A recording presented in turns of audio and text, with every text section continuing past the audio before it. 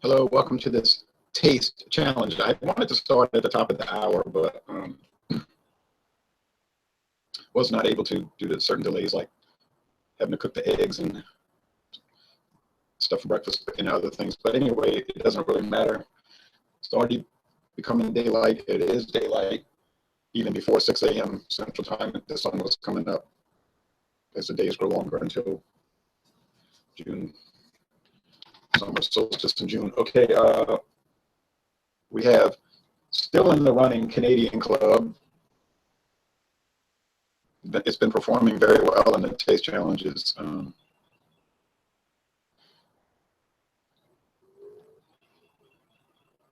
Jeff Lyons over there at New England Beer Reviews, and he does whiskey too. He was saying, you ought to try the Canadian Club Premium Extra Aged. I said, well, that's what this is. This is their base whiskey. It's aged 6 years, whereas most of these types of things are aged 4 years or maybe less than 4. But I'm going to mute this tab.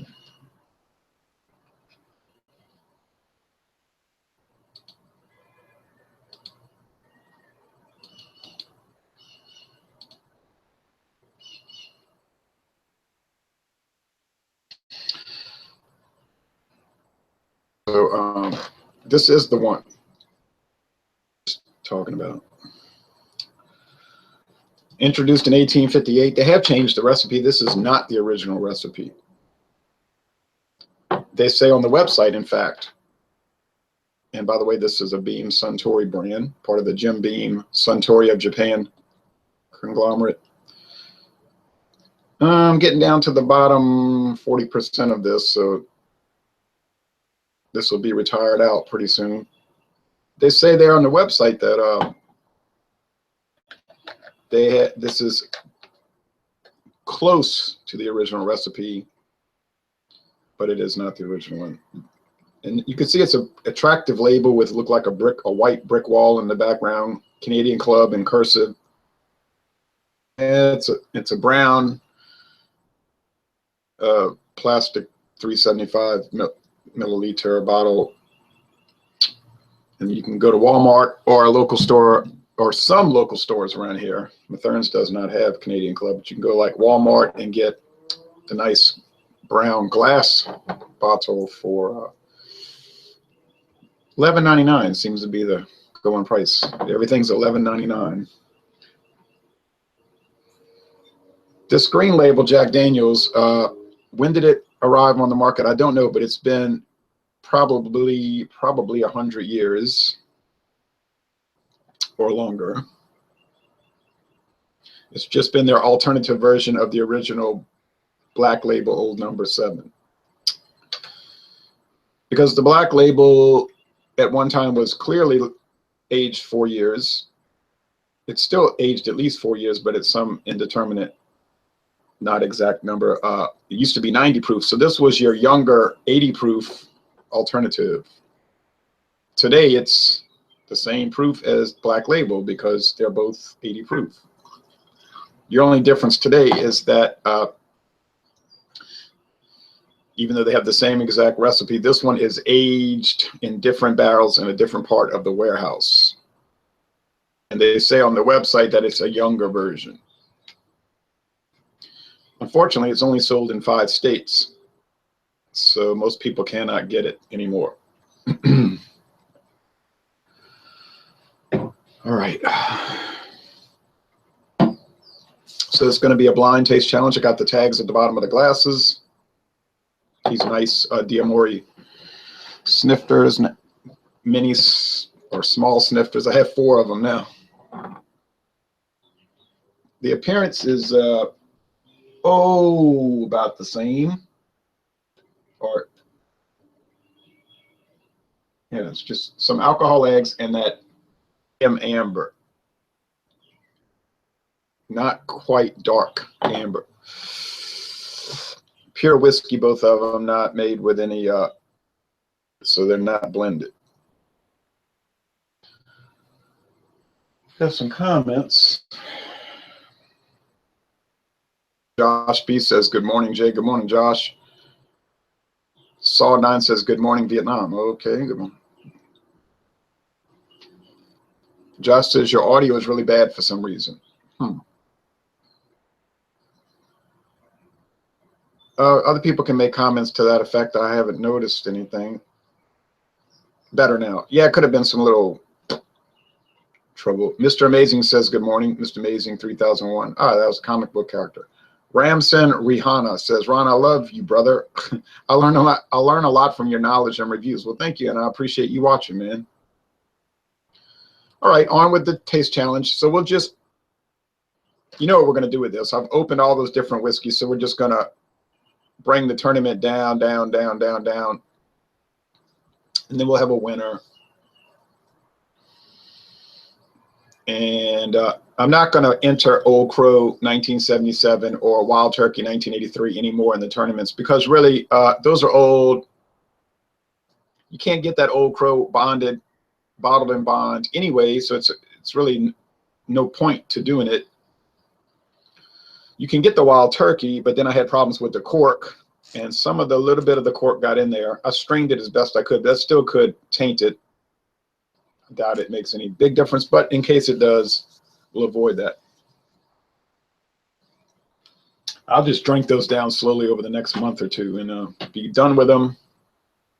And then as I drink these down in the competition, we'll start opening some new ones. I've got the Paul Masson VSOP brandy, which I need to get to soon. I've got the Beams 8-star, which is something I need to look at. I've got this wine. I need to look at the Taylor Country Cellars Red, which I picked up. Very good price at Dorgnax. All right, so let's check this out. When I go to the Knights of Columbus Hall, Canadian Club is sort of like their main thing they drink. You say, why is that? I guess because they get it cheap in the big plastic jug bottle, and they like it. They could get cheaper stuff than Canadian Club, okay, but they probably appeals to a lot of them. And, one of the big wigs over there, he said his favorite thing to drink is Canadian blended whiskey, so that probably is a major factor in it. And plus the Jameson has an indication that it's for Father Pat only, and that's expensive relative to Canadian Club, and so they're trying to save money, I guess. All right. Okie dokie. Let's go with the aroma. Some dried fruit, interestingly. You understand these things have no dried fruit, no flowers. They're just obviously water, barley malt, yeast, corn, and rye. Not enough rye to be a rye whiskey, but rye to give it a little spice. Same ingredients as beer, right? Except for no hops. And distilled after the brewing instead of just straight brewed. So there's some commonalities there with it. Some alcohol, not too sharp. Some caramel, some sugar. Neither one of these have flavors added, nor do they have caramel color added to give it a darker appearance. The darkness is coming straight from the aging. They have to indicate that on the bottle if it has any additives. Some whiskeys do, but they have to indicate it. Okay, well, much different in the aroma. Let me say this to you. This is much more candy aroma. Much more fruit forward. Maybe a little more of an alcohol presence, but not so much like caramel candy, but more like the fruit flavored candies and some more floral. You got to understand, I'm just doing the best I can to describe it. They don't contain any of these items that just you think of descriptors, right? Where they're both mellow and enjoyable in the aroma. I wouldn't necessarily recommend drinking these this early in the morning, but I did wake up at 3:45, so this is later in the day for me. Josh says you fixed the audio once you close the tab. Oh yeah, what I did, I muted the tab, so it. I have to bring up a different tab in order to answer the comments. Alex Luke, 1976, says hi from Dublin, Ireland. Hello, Alex. Welcome and to us. Welcome to you watching us, and you're over there in the Irish Republic. Thank you, man. Frederick Byron says, morning from Miami. Cork can make it bitter. Yeah, I mean, once that happened, I didn't really like it that much anyway, honestly. Too strong. Wild Turkey 101, too strong and harsh. But, I mean, I'd buy a modern bottle and give it a go, I guess, one day. Now I got to drink the stuff. I got to drink a whole big bottle of that. All right, taste time. So in your view, it might be right to left, but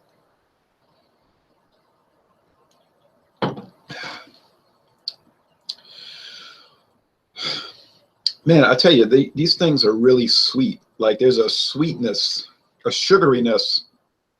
It's so noticeable. So people that are really into sweet and don't like bitter, this is the thing to do.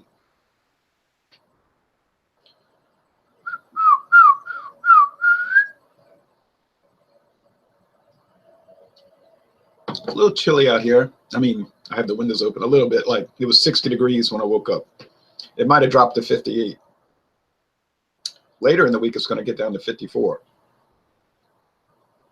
Like really chilly at night, and only for one night or two nights. It's a little unusual for May, but you will get these little last lingering cold snaps in May. 15th comes around though, then the heat will set in, and it's going to stay set. And then you're looking at 3 straight months of just dead heat.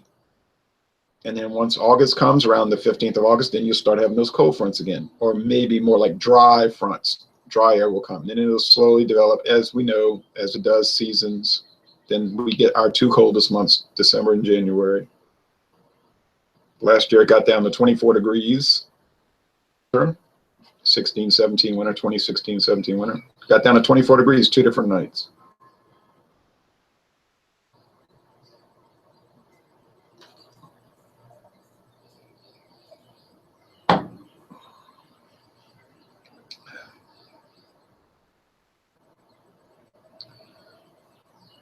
It's sweet, but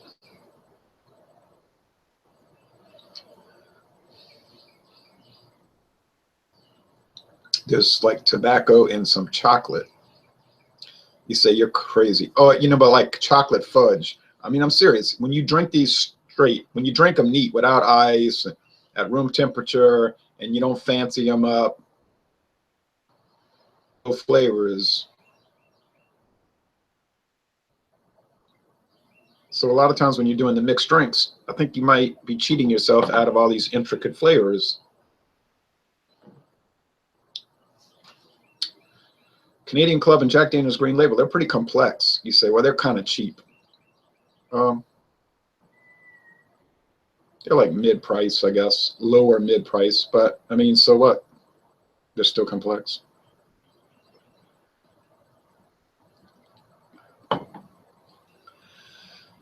This one has like peppermint and menthol.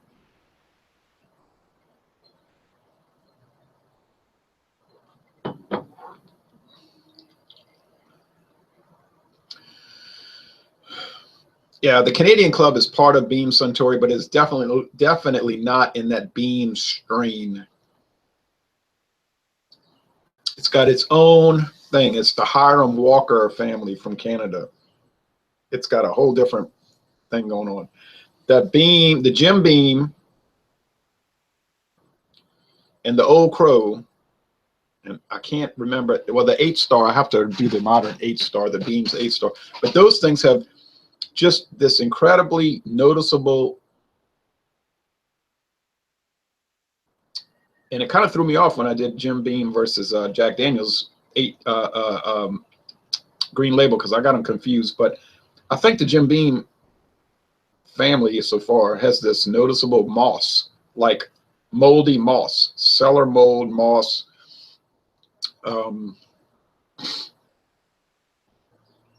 green wood, like you put it in a barrel, but the wood was still green instead of dry. I mean, I know that's, and it's like they didn't char it too much. I know it's not accurate, but it's what I pick up, and it's noticeable. It's and it's either good or bad. It's just a kind of a signpost of what you're drinking.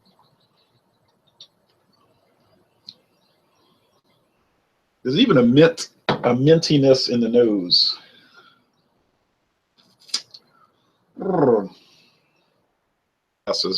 Eyeglasses back on here. Carol says, Carol Kajrowski. Cheers, guys. Miami must be nice and warm there. Oh, yeah. Miami, it'd be wintertime here, and it'd be 83 in Miami, 81 in Miami. Cold, I believe that. Alex Luke says, balmy in Dublin. Yeah, right. Balmy, like you need a coat and an undershirt and wool socks.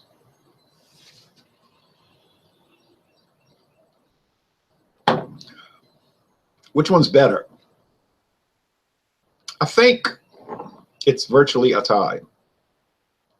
I noticed this one over here on the right has a noticeable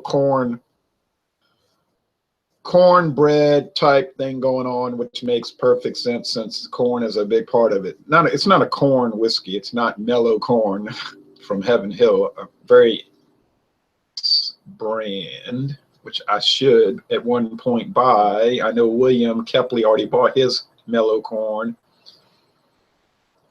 I would have bought mellow corn over the weekend, but when I got to Martin Wine Cellar, they were closed. They had closed 1 minute before I got there. And they're the only place around here I know of that sells mellow corn. It's like $13 a bottle. Which one's better?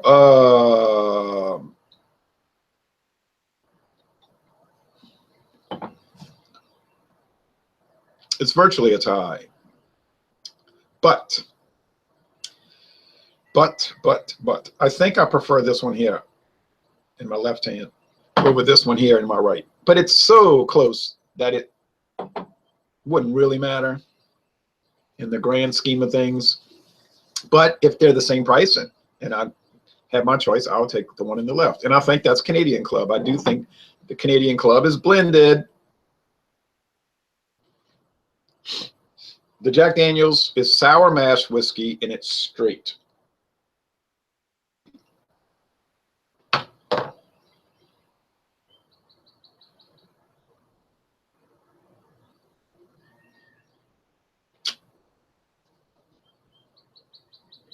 A type of bourbon, really, but they don't use that term because of marketing issues. Although, yes, it's bourbon, but it's Tennessee whiskey. You know, I'm not here to. Okay, so let's see. I think this is Canadian Club. Yes. And it wins. So Canadian Club, man, this whiskey here just keeps winning and winning and winning and winning, and Jack Daniels keeps not winning and not winning and not winning.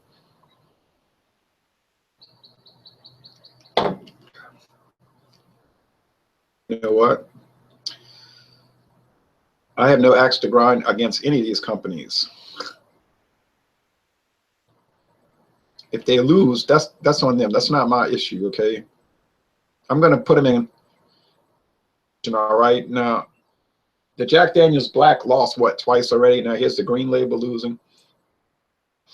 I mean, we talking about losing by a nose, but they still lost. Just was something not quite up to snuff with the Canadian Club. But I mean, like I say, virtual tie. The Canadian Club just keeps winning and winning, and you did Carstairs blended whiskey. I know, and it kept winning.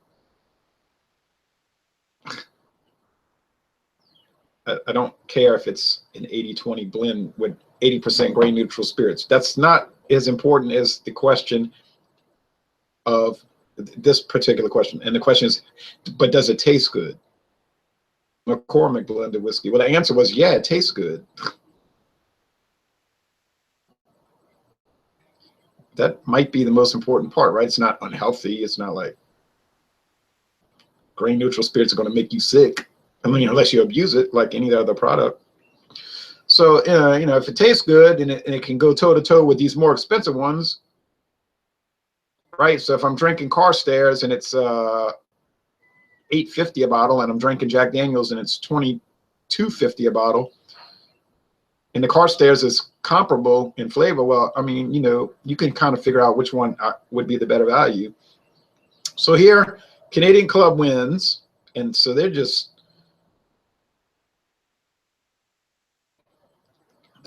coming out swinging. Jack Daniels, well, hey, you know what? Sometimes the name surpasses what's inside the bottle, but it's all right. I mean, I take no issue with it.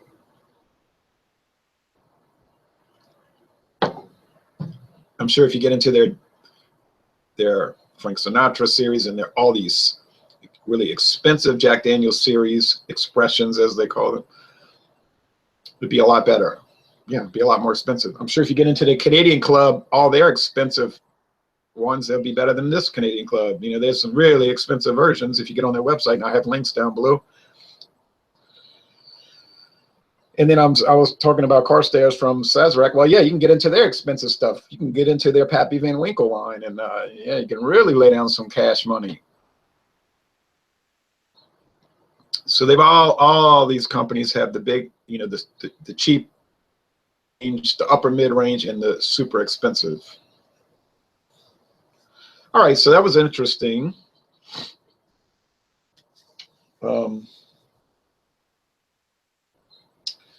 I guess we'll try Jack Daniel's Green Label a couple of more times. Can't let it keep losing, though. You can't stay in a tournament if you keep losing. I don't even care if you lose by 1 point at the buzzer each time. I mean, you lost, right? So yeah, game-ending base on balls for a victory, and you lost. But I mean, so you let them walk. Why'd you let them walk? Why you changed the pitcher? You got scared. All right, so Canadian Club. I'm not going to buy any more at this point, but I think looking at the bottle, we got a good 4 or 5 tastings left, 4 to 6 tastings left, I guess, between 4 and 6 tastings. So, and that's been a pleasure, man. That Canadian Club has been a real pleasure. All right, thanks for watching this taste challenge. And now I'm going to upload a video for a Belgian style India Pale Ale in the next few hours, which was very interesting.